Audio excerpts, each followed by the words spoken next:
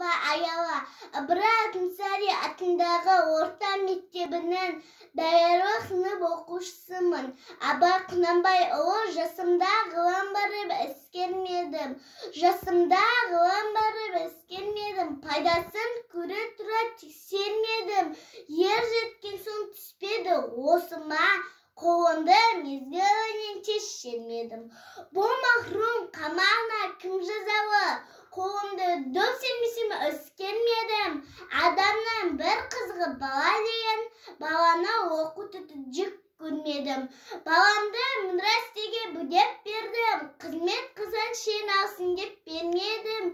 Өзім де басқаша төс көрмедім. Қазаққа қара сөзге дес бермедім.